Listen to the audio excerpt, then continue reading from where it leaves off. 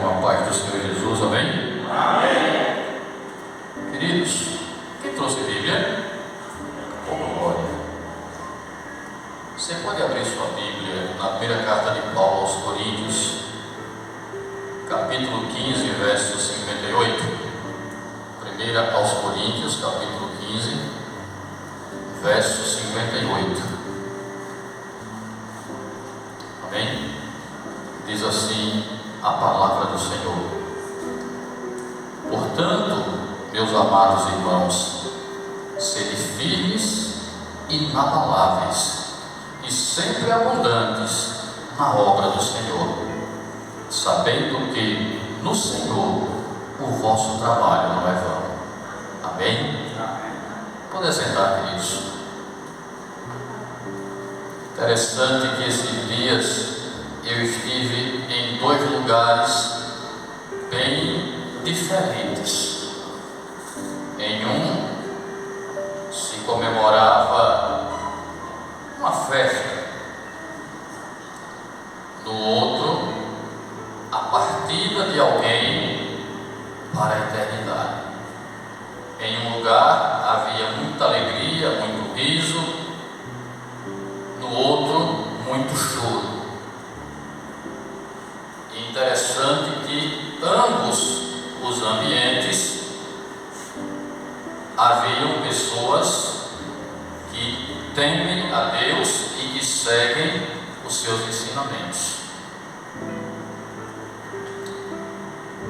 No primeiro evento que nós estivemos, enquanto eu estava do lado de fora, antes de começar, eu estava conversando com um homem, eu não sabia quem era, só depois eu fiquei sabendo, e ele dizendo para mim que tinha participado de uma certa denominação, mas há um bom tempo já ele havia deixado de ir para essa igreja por conta de algo que o pastor teria feito e ele não concordava, e no seu coração ele não conseguia perdoar o seu pastor, e por conta disso ele não estava mais indo à igreja.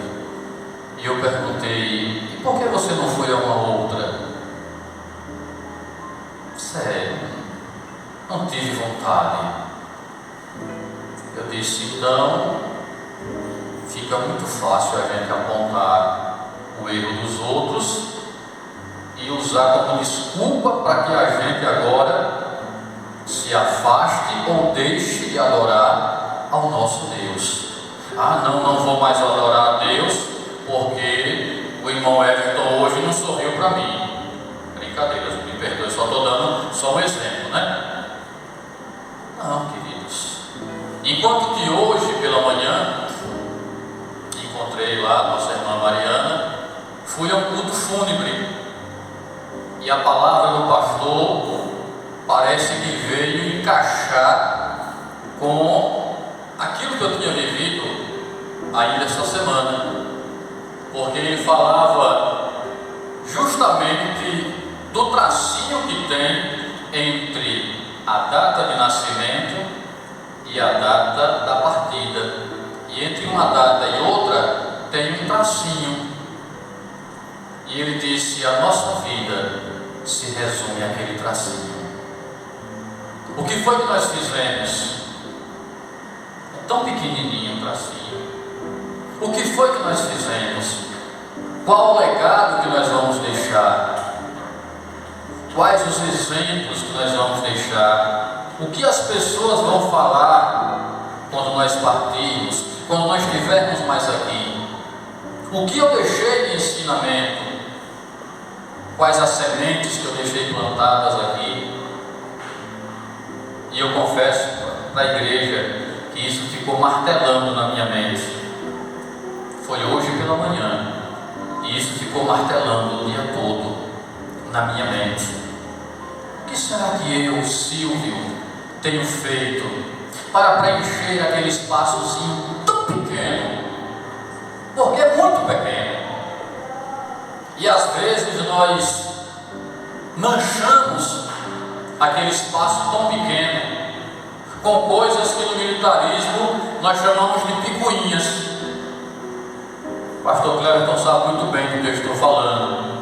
Picuinhas, coisas pequenas, ínfimas, sem valor nenhum, mas a gente toma para si, se enche de nada e diz: agora não vou mais para a igreja porque aconteceu isso ou aquilo outro. E quando eu comecei a conversar com aquele jovem lá ainda essa semana, na nossa conversa, ele olhou para mim e disse, quando eu comecei a dar conselho para ele, ele olhou para mim e disse: o senhor também é pastor, né? Aí eu disse, me lembrei do apóstolo Paulo e disse assim: não pelo querer dos homens, mas pela misericórdia de Deus, ouça, Senhor. Aí ele disse: vocês pastores gostam de defender uns aos outros? Eu disse: não, eu não gosto de ver uma pessoa dizendo que deixou de ir para a igreja por causa do erro de alguém. Será que o erro que esse pastor cometeu pesa mais na balança do que o sacrifício de Cristo por você? Ele aí olhou para mim, os olhos ficaram rasos d'água, mas pediu licença que precisava fazer uma ligação e interrompeu a conversa. Porque na verdade, queridos, muitas vezes a gente já está desviado dentro da igreja, a gente já está distante de Deus dentro da igreja, olhando se o irmão canta bonito, se o irmão canta feio, olhando se a roupa do irmão é bonita ou é feia, olhando se a irmã repetiu ou não a roupa que veio domingo. Quando a gente sai de casa, queridos, pelo menos o meu objetivo é: eu vou prestar meu culto a Deus. Não importa se Daniel vai sorrir para mim, não importa se Cleito vai falar comigo, não importa, eu vim oferecer a Deus o meu sacrifício de louvor, eu vim oferecer a Deus o meu culto racional. E isso não depende do querer de alguém que esteja ao meu lado ou não, não depende do comportamento de alguém ou não, depende de eu querer adorar a Deus, eu entender que eu preciso adorar ao Senhor. Foi para isso que Ele me criou. Eu não estou aqui porque hoje eu estou pastor, mas isso não. Eu estou aqui porque eu entendo que eu preciso adorar a Deus. É o mínimo que eu posso fazer por tudo que Ele tem feito na minha vida. Tudo que Ele tem feito na minha vida. Servir a Ele, adorar a Ele, prestar culto a Ele, é o mínimo que eu posso fazer.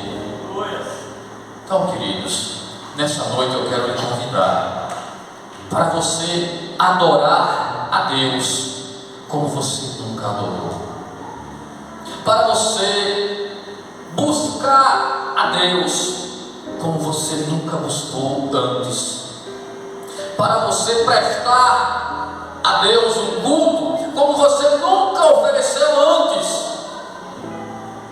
Nós estamos aqui pela misericórdia infinita do nosso Deus, que diz as Sagradas Escrituras, se renovam a cada dia nas nossas vidas e são a causa de não sermos consumidos. Aproveite, queridos, esse momento. A nossa vida é só aquele tracinho entre uma data e outra. Então faça valer a pena a sua permanência aqui nesse plano.